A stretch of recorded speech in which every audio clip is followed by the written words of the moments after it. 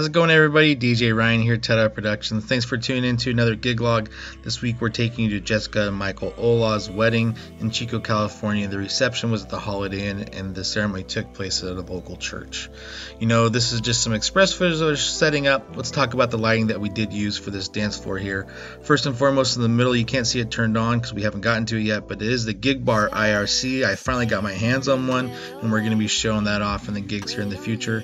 I'll put a list of all the lighting that we did use besides that one, but that's something we really are going to be focused on video wise in this gig log.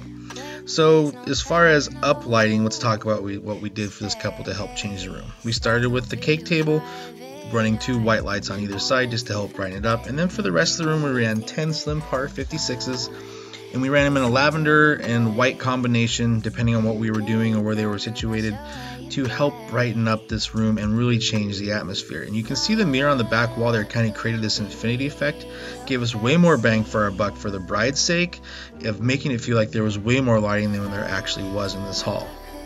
During the formal parts, like their first dances and stuff, we do turn off all that dance lighting so that the bride and groom can get really nice pictures from their photographer without any, lasers cutting across her dress or anything fun like that. But once those things are over, we do fire it back up a little bit for those people that want to dance in between the normal activities. That's something I recommend you guys do.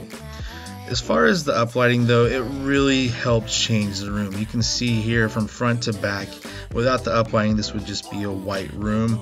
There'd still be the dance floor action in the back, but the uplighting helped made it feel like a fantastic party was going on any part of the room you were in. So guys, one of the things that we did at this wedding was we played a game called the identification game as kind of a time filler and to help get the crowd in the mood of ready to have some fun. What you do in this game is you pull up some volunteers, and the bride and groom have to try and pick out their new spouse in a line of either males or females, and try and feel their forearms and find out which one is actually their spouse. So I'll let you watch a little footage of that, and then we'll talk more about lighting at the end. Let's see. I'm going to play too, just for fun. And let's see here. We need one more gentleman. I need a gentleman that has a little bit of forearm hair to please. Oh, brother, you've been selected. All right, ladies, if you just want to please stand to the right here for me. Gentlemen, take a seat. You're going to hang out with me, sweetie. We're going to look at these lovely hairy-armed gentlemen. There's nothing wrong with body hair, guys. Doesn't matter which one you take.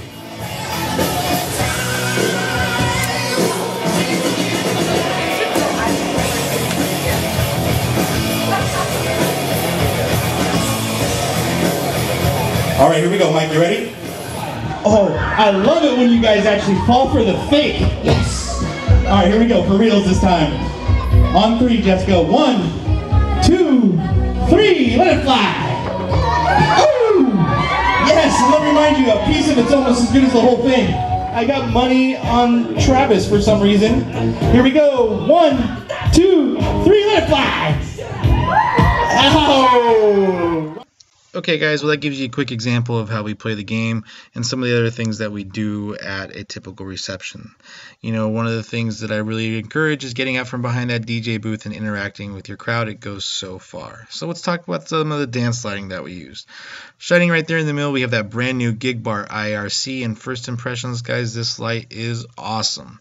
Mounted below that, we had our foreplay, and on each tripod on either side of the dance floor, we had a Intimidator Spot 150, a color palette, and behind the scrim of each one, we had a color strip mini FX.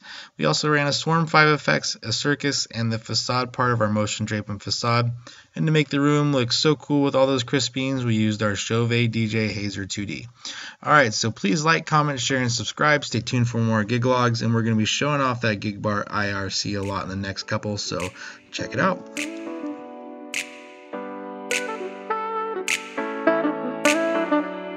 Now this is a story all about how my life got flipped, turned upside down, and I'd like to take a minute, just sit right there. I'll tell you how I became the prince of a town called Bel Air. A town called Bel Air. A town called Bel Air. A town called Bel Air. West Philadelphia, born and raised on the playground is where I spend most of my days. Chilling out, maxing, relaxing, all cool and all shooting some b-ball outside of the school when a couple of guys who were up to no good started making trouble in my neighborhood. I got in one little fight